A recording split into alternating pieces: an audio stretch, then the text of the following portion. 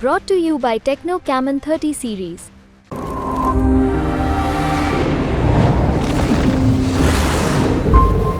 नमस्कार, मैं हूं मिलिंद खांडेकर और आप देख रहे हैं न्यूज़ तक।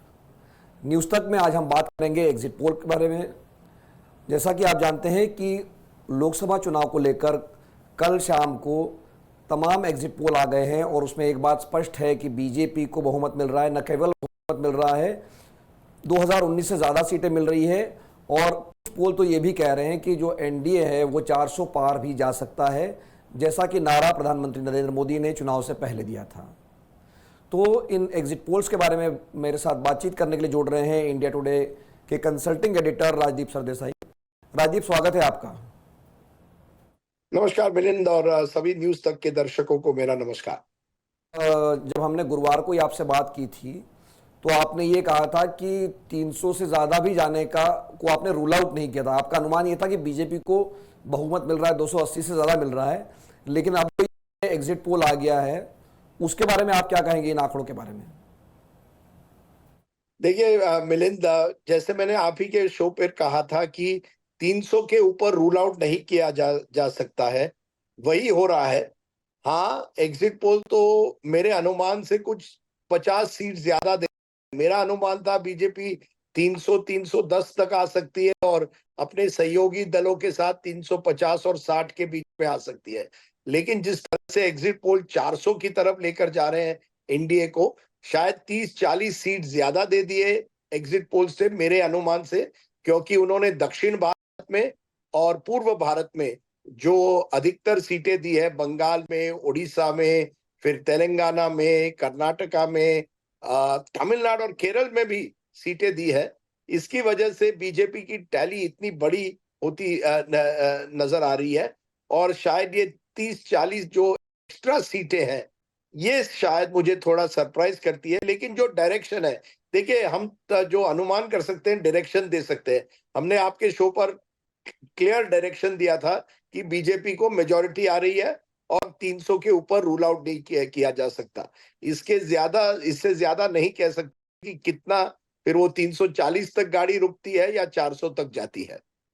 एक जो विपक्ष है या जो लोग एग्जिट पोल पे यकीन नहीं करते, जैसा कि आपने कहा भाई एग्जिट पोल का या ओपिनियन पोल का काम होता है डायरेक्शन देना, लेकिन लोग सवाल उठा रहे हैं कि ये पहले से ही फिक्स है, या लोग बंगाल के पोल का हाल में 2021 का उदाहरण दे रहा है कि वहाँ पर जो विनर है वो गलत साबित हुआ था। टीएमसी चुनाव जीत गई थी, जबकि बताया गया था कि बीजेपी जीतेगी, और लगभग सारे पोल गलत साबित हुए थे। तो ये आपको लगता है कि ये एग्जिट पोल मतलब रिवर्स हो सकते हैं या गलत हो सकते हैं, जैसा लोगों को लगता है, कुछ लोगों? देखिए मिलिंद, मैं कहूंगा कि एग्जिट पोल्स तो गलत हो सकते हैं। केवल इंडिया में नहीं, दुनिया भर में एग्जिट पोल्स गलत हुए हैं। लेकिन जिस दिशा में हर एग्जिट पोल दिखा रहा है, उसके बाद ये कहना कि पूरी तरह से कोई उलटफेर हो सकता है, ये मुझे नहीं नजर आता है। क्लियरली जो दिशा दी गई है वो है बीजेपी को मेजॉरिटी। अब सवाल इतना है, वो मेजॉरिटी 300 या 320 बीजेपी को आते हैं, या जैसे कुछ पोल कह रहे हैं 340 350 भी पार कर सकती है। लेकिन पूरी तरह से एग्जिट पोल में ज्यादातर उलटफेर होगा मुझे नहीं लगता। हाँ, ऐसे 50-60 सीटें हैं जहां बिल्कुल कांटे की टक्कर है। अगर विपक्ष वो ज्यादातर सीटें लाता है तो बीजेपी की टैली थोड़ी कम हो सकती है। अगर बीजेपी वो ज्यादा लाते हैं तो बीजेपी को जितने एग्जिट पोलस्टर्स है उतने मिल सकते हैं। हाँ, कुछ राज्यों में सवाल जरूर है। बंगाल का उदाहरण दिया, वो 2021 में एक्सिस माई इंडिया गलत गया था, लेकिन इसका मतलब नहीं कि हर बार गलत जाएंगे। मुझे लगता है 3 या 4 राज्यों पे हमारी नजर अभी भी रहेगी। वो है उत्तर प्रदेश, महाराष्ट्र, बंगाल, कुछ लेवल तक मैं कहूंगा उड़ीसा, बिहार, कर्नाटका, तेलंगाना। क्योंकि यहाँ जो नतीजे दिए गए हैं वो ज्यादातर कुछ राज्यों में चौंकाने वाले हैं। जैसे तेलंगाना में 17 में से 11 देना, या कर्नाटका में एक बार फिर बीजेपी 24-25 सीटें लेकर आ रही है, या बंगाल में बीजेपी इतनी आगे चली गई है बाकियों के, या उड़ीसा में नवीन पटनायक लगभग खत्म हो रहे हैं, 21 सीटों में से 17-18 सीटें भाजपा को दी जा रही है लोकसभा में। तो कुछ ऐसे राज्य हैं जहां अभी भी मुझे लगता है थोड़ा बहुत फर्क पड़ सकता है एग्जिट पोल और रिजल्ट्स में, लेकिन डायरेक्शन क्लियर है। एक बार किसी पार्टी को 272 क्रॉस कर ले, फिर वो 350 तक गाड़ी जाती है, 320, ये हम स्टूडियो में डिबेट करेंगे, लेकिन दिशा क्लियर है। नरेंद्र मोदी की हैट्रिक लगभग तय है। एक जो बात हमने आपसे भी बात की थी और कल से लोग यही सवाल उठा रहे हैं कि जो इस चुनाव के अगर आप तीन चरण देखिए, एक जो चुनाव के पहले था जब राम मंदिर बना, उसका प्राण प्रतिष्ठा हुई, तो फरवरी मार्च में ये लग रहा था कि डन डील है, 400 पार हो सकता है, बीजेपी भी जो है वो 350 तक जा सकती, एक तो वो माहौल था। फिर अप्रैल में जब मतदान शुरू हुआ और मई के आखिर आते ये लगा कि नहीं, ये मुकाबले वाला, ये कॉन्टेस्ट है या क्लोज कॉन्टेस्ट वाला इलेक्शन लग रहा है। और जब अब हम चुनाव का एग्जिट पोल देख रहे हैं या नतीजों की तरफ भी जब बढ़ रहे हैं, तो वापस हम वहीं पहुंच गए जहां से ये कहानी शुरू हुई थी कि मतलब ये एक तरफा चुनाव है। तो ये क्या बीच का माहौल, हमने ये रीडिंग गलत कर दी या कुछ और हुआ? देखिए मिलिंद, मुझे नहीं लगता कि रीडिंग गलत हुई। इतना ही है कि कोई रिपोर्टर जब जमीन पर जाता है, उनको कई आवाजें आती है। उनमें से कई ऐसी आवाजें भी आती हैं जो सरकार के आलोचक होते हैं, जो सरकार से सवाल पूछते हैं, और स्वाभाविक है कि रिपोर्टर उन आवाजों के पास भी जाएगा जो सरकार विरोधी बात करेगी। मैंने आपके न्यूज तक भी कुछ दिनों पहले कहा था कि जो वोट शेयर का गैप था उत्तर और पश्चिम भारत में 2019 में, वो बहुत भारी था। 10% से ज्यादा, ऐसे करीब 200 सीटें हैं जो गैप था, और 50% वोट शेयर बीजेपी को 224 सीटों में से मिला था। 303 जो वो जीते थे, उसमें 224 में उनको 50% से ज्यादा वोट शेयर आई थी। तो ये 5 साल में अगर भी कोई लोगों में नाराजगी है या उदासीनता है, उस गैप को ओवरकम करना मुश्किल है। मैंने देखा है कि कई राज्यों में आप एग्जिट पोल देखेंगे, बीजेपी का वोट शेयर कम हुआ है। फिर वो हरियाणा लीजिए, बिहार लीजिए, झारखंड लीजिए, हमारे एग्जिट पोल के मुताबिक उत्तर प्रदेश में भी 2-3% घटा है। लेकिन ये तभी आपको सीट में तब्दील होगा अगर ऑपोजिशन को पूरी तरह से 7-8% की मिलती है, जो इस पोल में नजर नहीं आती। यानी वोट शेयर कम होते जा रहा है, लेकिन सीटों में ज्यादा फर्क नहीं आया है।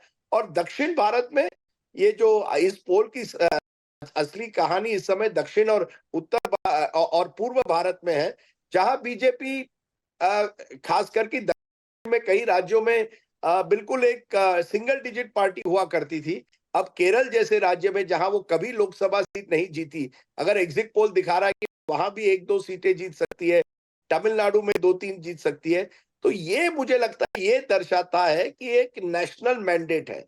और शायद हमने इस बात को परखा नहीं कि दक्षिण भारत में और पूर्व भारत में भी बीजेपी अब एक केवल वोट शेयर नहीं बढ़ा रही है, लेकिन अब सीटें भी ले रही है। जो आप बात कह रहे हैं, जब मैंने भी आज सुबह उसको थोड़ा विस्तार से समझा, जो एग्जिट पोल के नंबर्स हैं, तो जो लग रहा था कि ये चुनाव में बीजेपी को नुकसान हो रहा था, तो हमने वो नुकसान, तो अभी भी एग्जिट पोल दिखा रहे हैं, वो नुकसान महाराष्ट्र में हो रहा है, वो राजस्थान में भी हो रहा है, वो हरियाणा में भी हो रहा है, बिहार में भी हो रहा है, थोड़ा सा कर्नाटक में भी हो रहा है। तो ये नुकसान तो हमने जोड़ लिया राजदीप, लेकिन जो फायदा था वो मेरे ख्याल से हम उसको जोड़ नहीं पाए थे। जो कि जैसा आपने कहा कि तेलंगाना में वो नंबर 1 पार्टी बन रही है, या तमिलनाडु में भी उसका खाता खुल रहा है, या उड़ीसा में भी वो नंबर 1 पार्टी बन गई है। तो मुझे लगता है कि जो लॉसेस तो अभी भी हो रहे हैं उत्तर और पश्चिम भारत में, देखें यहाँ तक कि गुजरात में भी मुझे दिख रहा है कि एक आध सीट हार सकती है बीजेपी, 1 या 2 सीट वो हारेगी या मैं, लेकिन ये उत्तर और पश्चिम भारत में तो नुकसान दिख रहा है, लेकिन जो बाकी जगह फायदा हो रहा है वो शायद हमने उसको एंटिसिपेट नहीं किया था। और इसी से जुड़ी हुई एक और बात मुझे लगती है राजदीप की, अब तक जो बीजेपी की आलोचना की जाती थी कि वो एक नॉर्थ इंडियन पार्टी है, तो मेरे ख्याल से अगर ये जो एग्जिट पोल के नंबर है वैसे नंबर आते हैं, तो वो ट्रूली एक ऑल इंडिया पार्टी जाएगी। बिल्कुल मिलिंद, 2 बातें। पहले तो मैं फिर से कहूंगा, आप ही के प्रोग्राम में मैंने 3 दिन पहले या 2 दिन पहले कहा था, do not rule out BJP 300 plus. तो मैं तो कम से कम इतना तो कह सकता हूं कि मैंने हवा सही दिशा में पकड़ी थी। अब वो हवा की कितनी तेजी है वो बात अलग है। आपने बात की पूर्व और दक्षिण की, जरूर देखिए, ये मुझे लगता है कि बीजेपी की एक खासियत है कि वो उन राज्यों में इस चुनाव में प्रयास किया उन्होंने जहां उन्हें पहले यश नहीं मिला था। ये 2 साल से लगातार प्रयास है। हमने इस पर भी बात की है कि 160 सीटें ऐसी है जहां बीजेपी कभी या तो चुनाव नहीं जीती है या पिछले चुनाव में 2 या 3 नंबर पर थी। इन सीटों पर जो प्रयास बीजेपी ने किया लगातार 2 सालों से, उसका उनको जरूर फल मिल रहा है। प्रधानमंत्री 7 बार तमिलनाडु जाते हैं। प्रधानमंत्री और अमित शाह लगातार बंगाल में एक तरह से ममता सरकार के खिलाफ अपना हमला बोलते हैं। तो ये उनको, और या नवीन पटनायक के साथ पहले बात चल रही थी कि गठबंधन होगा, लेकिन तोड़ा गया क्योंकि वहां की लोकल लीडरशिप ने कहा और धर्मेंद्र प्रधान जैसे नेताओं ने कहा नहीं, ये हमारे लिए मौका है बीजेपी को वहां सरकार बनाने के लिए। तो बीजेपी ने पूर्व और दक्षिण भारत पर बहुत फोकस किया है पिछले 2 सालों से, और उसका कहीं ना कहीं उनको फल मिल रहा है। अब तेलंगाना में देखिए बीआरएस कोलैप्स हो रही है। हमारे पोल के मुताबिक बीआरएस करीब 28% डिक्लाइन कर रही है और उसमें से 24% इजाफा बीजेपी को हो रहा है। यानी जहां क्षेत्रीय पार्टियां, फिर वो बीजेडी हो फिर वो बीआरएस हो, जो डिक्लाइन करती है उसका फायदा बीजेपी ले रही है। अब देखिए ये कितने सीटों में तब्दील होता है, इस पर मैं अभी भी डाउट करता हूं। मेरा नंबर पहले से रहा है 280 to 320। मैंने मुंबई तक पर ये नंबर दिया था और 320 मैंने कहा था अगर सब कुछ सही जाए तो 320। आप 320 में 40-45 और ऐड कर दीजिए क्योंकि चंद्रबाबू नायडू ठीक ठाक कर रहे हैं, एकनाथ शिंदे महाराष्ट्र में हमारे पोल के मुताबिक ठीक ठाक कर रहे हैं, और नीतीश कुमार। तो ये सब ऐड करके और एक 40-45 आप ऐड करिए, 365 हो जाते हैं। तो उतना बीजेपी को तो मिल सकता है। इसके अलावा आपने बड़ी बात कही कि बीजेपी अपने आप को एक पैन इंडियन पार्टी की तरह दिखा रही है क्योंकि हर राज्य में सीटें ला रही है।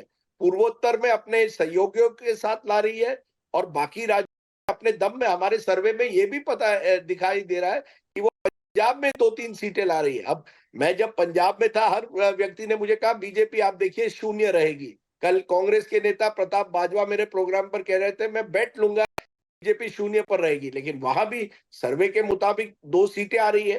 तो शायद एक अंडर करंट देश भर में है, फिर वो स्थिरता के लिए है या जिस तरह की मोदी जी का नेतृत्व है उसके लिए है, या एक हिंदू कंसोलिडेशन कई राज्यों में हुआ है। इसके कई कारण अलग अलग राज्यों में हो सकते हैं, लेकिन जरूर आपने सही पकड़ा, ये एक नेशनल मैंडेट होगा। ये नंबर सही निकले, जो मुझे नहीं लगता कि 80 के दशक के बाद जो राजीव गांधी को 84 में मैंडेट मिला था, उसके बाद ये सबसे बड़ा मैंडेट उस तरह से आप कह सकते हैं। एक और जो सवाल, जैसे कि आपने महाराष्ट्र का जिक्र किया, तो 2 राज्य है महाराष्ट्र और हरियाणा जहां पे तुरंत बाद में चुनाव हो जाएंगे अगले 3 से 4 महीनों में। जम्मू कश्मीर में भी होने की उम्मीद है, झारखंड में भी होने की उम्मीद है, लेकिन महाराष्ट्र और हरियाणा दोनों राज्यों में अगर आप देखेंगे तो जो अभी ऑपोजिशन है उसको गेन दिख रहा है। तो क्या आपको लगता है कि विधानसभा चुनाव में भी जाके ये मोमेंटम बना रहेगा या एनडीए उसको डिक्लाइन को रोक लेगा और सरकारें अपनी कायम रख लेगा महाराष्ट्र में और हरियाणा में? देखिए मिलिंद, और ये पॉइंट भी मैंने जब न्यूज तक में आपके स्टूडियो में आया था, मैंने कहा था लोकसभा और विधानसभा बिल्कुल अलग चुनाव होते हैं, और आपने बिल्कुल सही परखा है। दोनों राज्यों में विपक्ष जो है उनका परसेंटेज इन दोनों राज्यों में बड़ा है। झारखंड में भी बड़ा है। हरियाणा में जहां बीजेपी को करीब 60% आए थे, बीजेपी का 11% से डिक्लाइन नजर आता है, और वहीं विपक्ष का परसेंटेज बढ़ रहा है। महाराष्ट्र में भी यही स्थिति है। सवाल यह है क्या महाराष्ट्र में ये गठबंधन विधानसभा चुनाव तक रह पाएगा?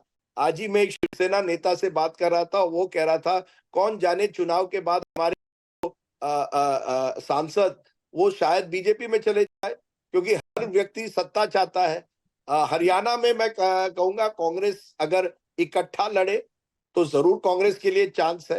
अगर झारखंड में जेएमएम और कांग्रेस इकट्ठा साथ साथ लड़े, चांस है। दिल्ली का चुनाव भी आएगा फरवरी में, मुझे लगता है वहां भी अगर ये दोनों पार्टियां, देखिए हर पार्टी, ये जो विपक्षी पार्टी है उनको ये पता चलना चाहिए ये उनके अस्तित्व का सवाल है, फिर वो राज्य में हो या केंद्र में हो। ऐसे 358 सीटें निकली जहां मल्टीपोलर कॉन्टेस्ट हुआ है। ये विपक्ष का पहला प्लान था कि कम से कम 400 सीटों पर 1-on-1 कॉन्टेस्ट वो हो नहीं पाया, और ये उनकी कमजोरी है। लेकिन आपकी बात बिल्कुल सही है, विधानसभा चुनाव में महाराष्ट्र जैसे राज्य में, जहां 46% हमारे सर्वे के जरिए महायुति को मिल रहे और 43% एनडीए को मिल रहे, गैप बहुत छोटा है। उस गैप में और मार्जिन ऑफ एरर में है। तो ये भी हो सकता है कि अगर ये शरद पवार, उद्धव ठाकरे, कांग्रेस एक साथ रहे तो जरूर दूसरी पार्टी को टक्कर दे सकते हैं, लेकिन मजबूती से देना पड़ेगा। देखिए, बीजेपी बड़ा प्लानिंग के साथ आती है। अगर आप प्लान नहीं करें तो उनको हराना बहुत मुश्किल है। ये बात राजीव आप सही कह रहे हैं कि जो बीजेपी का वोट डिक्लाइन हुआ है महाराष्ट्र में भी और हरियाणा में भी, अगर जो पोल के आंकड़े कम से कम दिखा रहे हैं, तो ये एक चौंकाने वाली बात इसलिए है क्योंकि आमतौर पे हमने देखा है पिछले 2014 से कि लोकसभा चुनाव में बीजेपी का वोट शेयर बढ़ता है और विधानसभा में घटता है। लेकिन अभी 2019 के मुकाबले अगर हम देखेंगे तो लोकसभा के मुकाबले, पिछली बार के मुकाबले वो अपना वोट शेयर रिटेन नहीं कर पाए, उसमें डिक्लाइन है। सबसे आखिर में राजदीप, मैं ये जानना चाहूँगा कांग्रेस पार्टी का क्या होगा, क्योंकि उनका आंकड़ा कम से कम ऐसा लग रहा है, कोई 60 कह रहा है, कोई 70 कह रहा है कि वो लीडर ऑफ अपोजिशन तो शायद बना लेंगे, लेकिन जो कांग्रेस परफॉर्मेंस है उस पर आप क्या कहेंगे? क्योंकि जैसे उत्तर प्रदेश जैसे राज्य में मैंने देखा कि कांग्रेस का वोट शेयर बीएसपी से 1% ज्यादा है, तो इस पर आप क्या कहेंगे? ये मुझे लगता है बिलिन, सबसे बड़ा सवाल निकलेगा अगर ये नंबर वाकई 4 तारीख पर दिखाई दिए। देखिए, कांग्रेस पार्टी की ये फिर लगातार तीसरी बड़ी हार होगी और ज्यादातर मैं देख रहा हूँ जहाँ डायरेक्ट कॉन्टेस्ट हुआ है, भाजपा बनाम कांग्रेस, वहां भाजपा जीती है। 2019 में 178 ऐसी सीटें थी जो बना डायरेक्ट कॉन्टेस्ट था, केवल 12 सीटें उसमें से कांग्रेस जीती थी। अभी भी आप देखिए, जब आप कहते हैं कि बीजेपी का ग्राफ कुछ राज्यों में घटा, जरूर घटा, लेकिन मध्य प्रदेश, गुजरात, छत्तीसगढ़, वहां ज्यों का त्यों है और वहां कांग्रेस मेन प्रतिद्वंदी है। तो कांग्रेस के सामने बड़ी चुनौती अब होगी कि क्या कांग्रेस या तो अपना वाकई आत्मचिंतन करे, या तो वो सोचे क्या। देखिए, ये केवल कोई मैजिक बुलेट नहीं है, केवल नेतृत्व परिवर्तन करके या केवल आप एक दो चीजें बदल कर नहीं होगा। एक पूरी तरह से मेजर सर्जरी होनी पड़ेगी। ये आप पेशेंट आईसीयू में है और उस पेशेंट को आपको पूरी तरह से सर्जरी करके संगठन से लेके नेतृत्व में जो कांग्रेस स्टाइल ऑफ फंक्शनिंग है उसमें बदलाव लाना पड़ेगा। अगर कांग्रेस ला पाई, अभी भी कांग्रेस एक बड़ा ब्रांड है, मैं किसी पार्टी को नहीं मानता कि वो पूरी तरह से कभी इतनी बड़ी पार्टी खत्म हो सकती है, लेकिन अगर उनको रिकवर करना है तो उनको मशक्कत करनी पड़ेगी। आप देखिए ना, कर्नाटक जैसे राज्य में जहां उनकी सरकार है वहां वो हार रहे हैं, तेलंगाना जहां उनकी सरकार 5 महीने पहले बनी है वहां हार रहे हैं। कांग्रेस को सोचना पड़ेगा क्या कांग्रेस कर सकती है जिससे वो अपनी एक तरह से एक कनेक्ट लोगों के साथ बना ले। वो कनेक्ट चला गया है। वो कनेक्ट तभी आएगा जब कांग्रेस पूरी तरह से टॉप टू बॉटम अपने आप को नए सिरे से लोगों के सामने लाने की कोशिश करेगी। देखिए, हो सकता है भाजपा को भी एक करना पड़ा जब उनको केवल 2 सीटें आई थी 84 में, कांग्रेस को भी ये करना पड़ेगा कहीं ना कहीं। मैं अभी भी समझता हूँ, don't write of a party, लेकिन बहुत बड़ी चुनौती कांग्रेस के सामने अब है। जी, आपने बिल्कुल ठीक कहा कि कांग्रेस इस भरोसे बैठ नहीं रह सकती कि लोग नाराज हो जाएंगे बीजेपी से और वो अपने आप कांग्रेस को वोट देंगे। और एक और बात राजीव जो आपने कही तेलंगाना और कर्नाटक के बारे में, कि हमने देखा मेरे ख्याल से पिछले विधानसभा चुनाव के बाद एक आंकड़ा आया था, मुझे एग्जैक्ट आंकड़ा याद नहीं, लेकिन उसमें बात ये थी कि कांग्रेस की जब सरकार रहती है तो वो अपने आप को रिटेन नहीं कर पाती, जबकि बीजेपी की जब सरकार रहती है स्टेट्स में, या अब तो हम केंद्र में भी देख रहे हैं कि बीजेपी का रिटेंशन रेट बेहतर है, मतलब लोग उनको दोबारा चुनते हैं, वो कांग्रेस पर लागू नहीं होता है। बिल्कुल।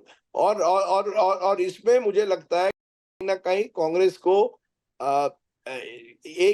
एक ऐसी लॉन्ग टर्म प्लान बनानी पड़ेगी, एक ब्लूप्रिंट बनाना पड़ेगा जो वाकई लोगों को लगे कि हाँ, एक नई कांग्रेस उभर कर आई है। क्योंकि जब तक कांग्रेस है, कोई दूसरी विपक्षी पार्टी भी आगे नहीं आ पाती है, क्योंकि कांग्रेस भी इतना एक बड़ा ब्रांड है। तो या तो कांग्रेस उनके साथ समझौता करे या खुद के बल पर अगर वो लड़ना चाहती है तो उनको एक नए सिरे से लड़ना पड़ेगा, नहीं तो बहुत मुश्किल होगा बीजेपी जैसे पार्टी को उनको टक्कर देने।